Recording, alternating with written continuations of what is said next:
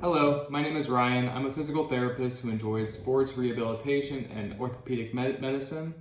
Today I want to talk a little bit about Tyrese Haliburton, who is a point guard for the Indiana Pacers, and they currently are playing in the NBA Finals against the Oklahoma City Thunder.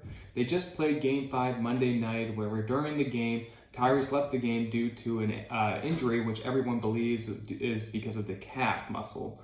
So today I wanted to talk about his recent injury from a physical therapist perspective, as well as give some anatomy about the injury and potential treatment. So I'm going to pull up what we believe to be the moment the injury happened. So if we look at this video right here, I'm going to start playing it, and we see Tyrese Haliburton push off now with that right leg. So later in this video, it'll show Tyrese Haliburton really grabbing hold of that right leg, which is kind of the area where we want to investigate a little further. So if you kind of see, this is, I believe, where the injury happens. And if we keep playing it, you can kind of start to see his face grimace a bit. And obviously he's in a lot of pain there. And then this is where I was just describing that, yeah, he's holding onto that upper right calf area. So we'll take a little deeper dive into what potentially was happening during this play.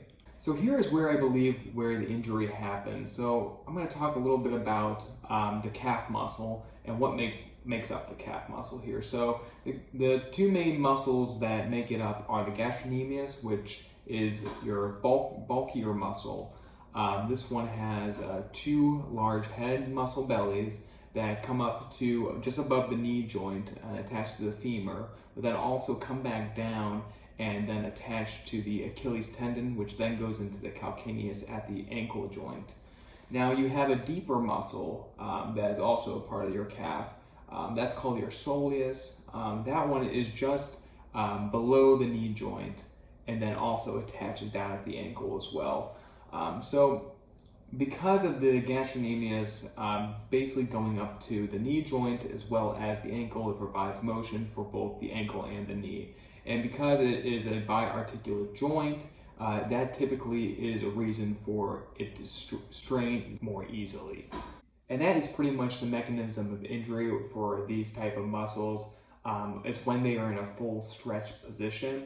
And in this case, if we take a look at where he's at and where that right leg is in position, he is in pretty full extension as well as in that dorsiflexion, so that's putting a complete stretch onto that gastrocnemius muscle there. And of course, with this sort of injury, it's very, very common for it to happen during a push-off sequence that we talked about a little bit ago, especially in a running or jumping event or sport. And as you continue to play the video, you can tell he's just in a lot of pain as he tries to drive to the basket. And then he obviously is trying to grab a hold of that right calf, more the lateral side, potentially where the injury happened on that lateral muscle belly of the gastrocnemius.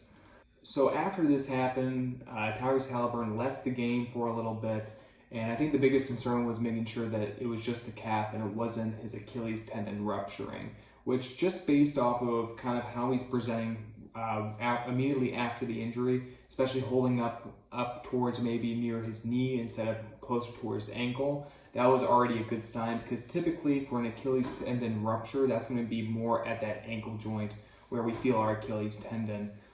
Usually it's pretty rare when it would go all the way up towards that knee joint there. So physical therapists actually do have a test to differentiate if it is an Achilles tear or rupture.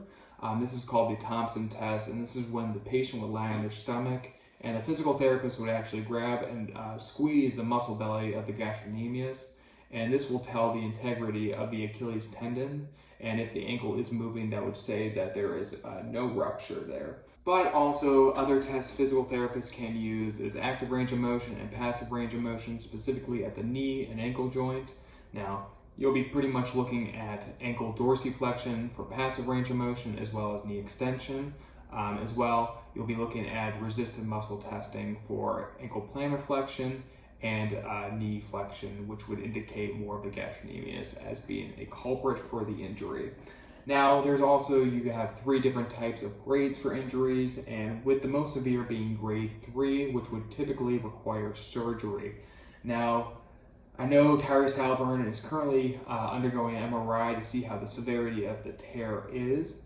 in that gastrocnemius muscle. So hoping him the best and a speedy recovery so that he's able to continue to play on throughout this NBA Finals, which has actually been a very, very exciting one. So Game 6, I believe, is this Thursday, so we're hoping to see Tyrese Haliburton back on the court for that. But I hope you guys did enjoy this video, and I'll see you next time.